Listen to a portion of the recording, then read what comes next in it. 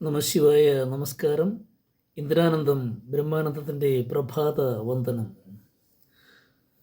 ഓം ഹൃദം ഭൂജലസന്മൂർത്തിം ദിവ്യമംഗളവിഗ്രഹം ഗുരുധ്യായേത് സർവദേവദേവീസ്വരൂപിണം ത്രേതായാം രാമരൂപായ ദ്വാപരേ കൃഷ്ണമൂർത്തയേ കലൗ പൂർണ്ണാവതാരായ മദ്ഗുരുവരായ തേ നമ.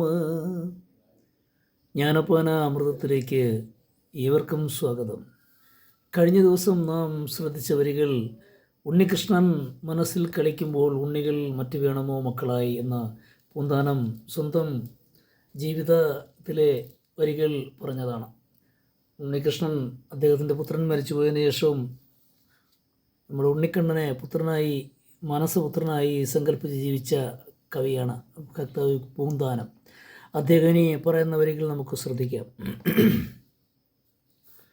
മായ കാട്ടും വിലാസങ്ങൾ കാണുമ്പോൾ ജയ കാട്ടും വിലാസങ്ങൾ ഗോഷ്ഠികൾ ഭുവനത്തിലെ ഭൂതികളൊക്കെയും ഭവനം നമുക്കായതിതു തന്നെ. വിശ്വനാഥൻ പിതാവു നമുക്കെല്ലാം വിശ്വധാത്രി ചരാചരമാതാവും അച്ഛനും പുനരമ്മയുമുണ്ടല്ലോ രക്ഷിച്ചിടുവാനുള്ള നാളൊക്കെയും.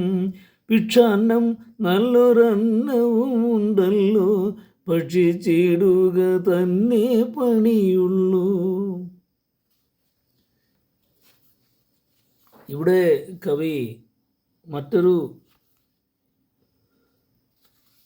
കാര്യം സൂചിപ്പിക്കുന്നത്, ഉണ്ണികൃഷ്ണൻ മനസ്സിൽ കളിക്കുമ്പോൾ ഉണ്ണികൾ വേണമോ എന്ന് ചൊല്ലി നിർത്തിയ കവി ഇപ്പോൾ പിന്നെ പറയുന്നത് നമ്മുടെ ജീവിത രീതി മാറുന്നതിനെ പറ്റിയാണ്. നാം കാണുന്നതെല്ലാം മായ വിലാസങ്ങളാണ്. അവ കാണുമ്പോൾ ഭാര്യയുടെ ശൃംഗാര നാട്യങ്ങളും മറ്റും വെറും വയകൃതങ്ങൾ മാത്രമാണ്. ഈ ഭൂമിയിൽ തന്നെ എല്ലാ ഐശ്വര്യങ്ങളും ഉണ്ടെന്നിരിക്കെ അതുതന്നെയാണ് നമ്മുടെ ഭവനം. ഭൂമി തന്നെയാണ് നമ്മുടെ ഭവനം. വിഷേകനാഥനായ വിഷ്ണു ഭഗവാൻ നമ്മുടെ പിതാവും ത്രൈലോകധാത്രിയായ ലക്ഷ്മി ഭഗവതി എല്ലാ ചരാചരങ്ങളുടെയും മാതാവുമാണ്.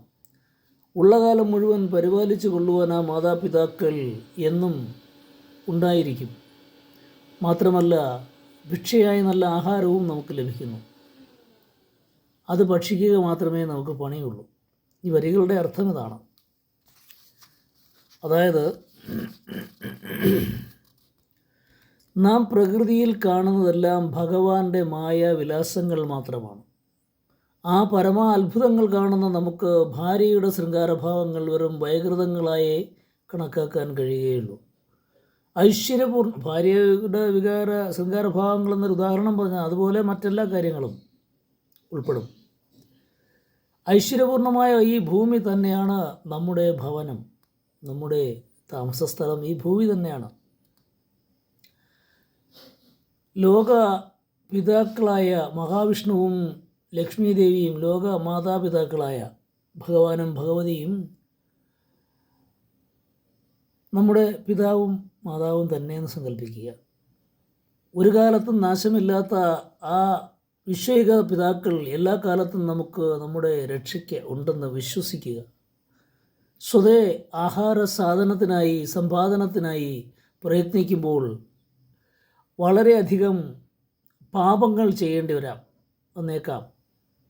നമ്മൾ സ്വമേധയാ ആഹാര സമ്പാദനത്തിനായി ശ്രമിക്കുമ്പോൾ നാം അറിയാതെ പല പാവങ്ങളും ചെയ്തു എന്ന് വരാം. എന്നാൽ ഭിക്ഷ അന്നം ലഭിക്കുകയാണെങ്കിൽ അതിൻ്റെ ആവശ്യമില്ല. എതിർച്ഛയാ ലഭിക്കുന്ന ആ നല്ല അന്നം ഭക്ഷിക്കുക മാത്രമേ നാം ചെയ്യേണ്ടതുള്ളൂ. ചുരുക്കി പറഞ്ഞാൽ, വസുദൈവ കുടുംബകം എന്ന സിദ്ധാന്തത്തിലേക്കാണ് ഭാരതത്തിന് ലോകത്തെപ്പറ്റിയുള്ള വസുദൈവ കുടുംബകം എന്ന ആ ചിന്തയിലേക്ക്, ആ സിദ്ധാന്തത്തിലേക്കാണ്, ആ സങ്കല്പത്തിലേക്കാണ് കവി നമ്മളെ കൂട്ടിക്കൊണ്ടുപോകുന്നത്. ഇവിടെ കവി പ്രകടമാക്കുന്നത് അധ്യാത്മരാമായണത്തിൽ അയോധ്യാകാണ്ഡത്തിൽ നാരദ രാഘവ സംവാദത്തിലെ ഒന്ന് രണ്ട് വരികൾ ഇത് അടിവരയായിട്ട് ഉറപ്പിക്കുന്നുണ്ട്.